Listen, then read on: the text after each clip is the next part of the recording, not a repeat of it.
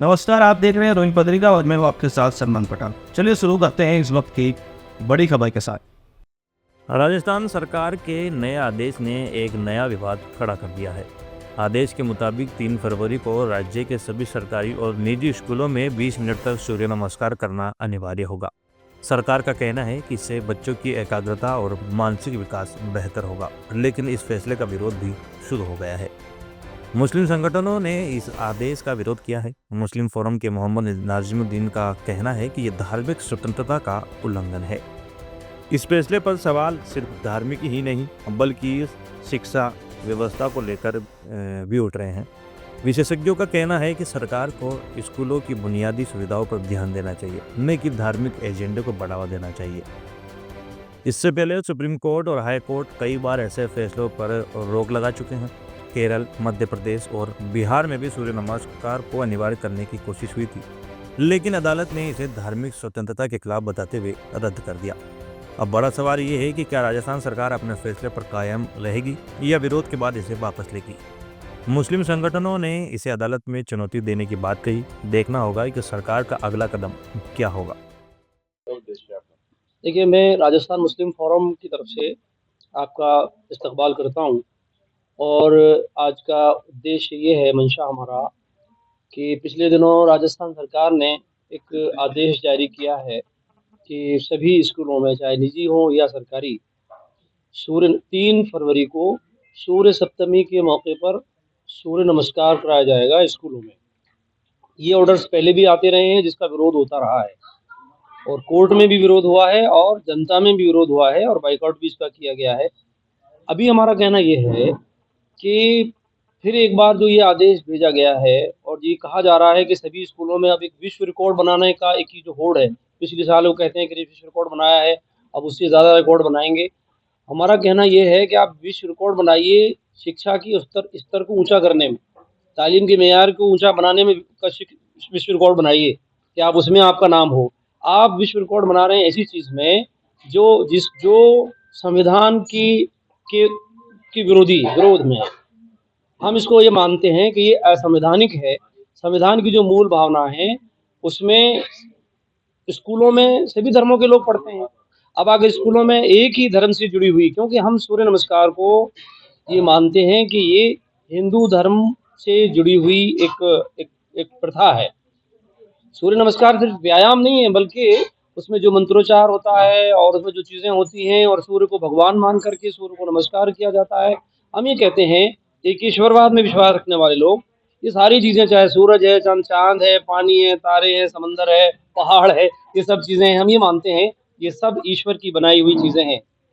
अगर इनसे हमको फ़ायदा पहुँचता है तो हम इनको पूजना शुरू कर दें, ये हमारे उसकी प्रकृति के भी खिलाफ है और एक ईश्वरवाद के भी खिलाफ है। और इस्लाम तो इसका ख़ास तौर पर इस्लाम को मानने वाले ऐसा कभी भी नहीं कर सकते कि किसी ऐसी चीज़ों की वो पूजा और उपासना करें। इसलिए हम इसका सूर्य नमस्कार का विरोध कर रहे हैं और सरकार से बात कहना चाहते हैं कि सरकार इस तरह के जो आदेश दिया है उसको वापस ले और आइंदा इस तरह के आदेश पारित ना करे।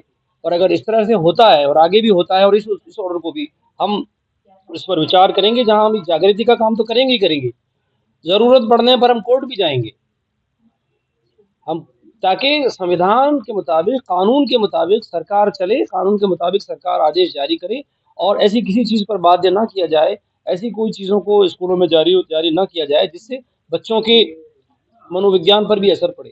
3 तारीख को सूर्य सप्तमी है, जो आपने बताया सूर्य नमस्कार का आप लोगों ने विरोध किया है। जी। सूर्य नमस्कार एज ए योग है, तो योग का क्या आप विरोध कर रहे हैं?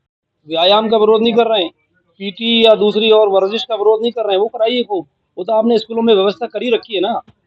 इन चीज़ों की तो व्यवस्थाएं स्कूलों में हैं पहले से। मेरी बात, पूरी बात सुन लीजिए मेरी बात। आप उस व्यायाम को सूर्य नमस्कार से क्यों जोड़ रहे हैं? सूर्य नमस्कार का मतलब सूर्य को नमस्कार करना, सूर्य को एक तरह से भगवान के रूप में मानकर उसके सामने जो भी चीज़ें की जाती हैं, जिस तरह के भी आसन किए जाते हैं, वो एक तरह से उसको पूजने के बराबर मानते हैं, वो पूजना जैसा। चंद्रमा को तो हिंदू भी पूछता है, ऐसी बात नहीं। तो हम पूछते, सूर्य को पूछते, चंद्रमा को पूछते हैं। जी, तो सूर्य नमस्कार का फिर विरोध क्यों? नहीं, सूर्य नमस्कार का विरोध इसलिए पूछते हैं इसलिए विरोध है कि सूर्य को भगवान की तरह मान के और उसके सामने उपासना करने के लिए बाध्य किया जा रहा है। एक मेरी बात समझिए, हमारा देश धर्मनिरपेक्ष देश है। सेक्युलरिज्म का मतलब ही ये है कि सभी धर्मों को अपने अपने अपने धर्म के मुताबिक पालन करने की परमिशन है। अब अगर आप स्कूलों में, फिर तो हम भी कहेंगे कि भाई आप, हमारी नमाज भी बहुत अच्छा है और उससे बहुत फ़ायदा होता है, तो आप नमाज़ों को भी स्कूलों में जारी करिए, ताकि बच्चों को बहुत फ़ायदा होगा और उनको उनको सुकून मिलेगा, शांति मिलेगी या और फ़ायदा होगा। हमारा कहना ये है, एक धर्म विशेष से जुड़ी हुई चीज़ों को बढ़ावा देना, उनको आगे बढ़ाने का प्रयास करना, ये असल में जो जिस मानसिकता को दर्शाता है, हम उसके विरोधी हैं। तो 3 फरवरी व्यायाम के विरोधी नहीं है हम। 3 फरवरी को आप लोग क्या करेंगे फिर?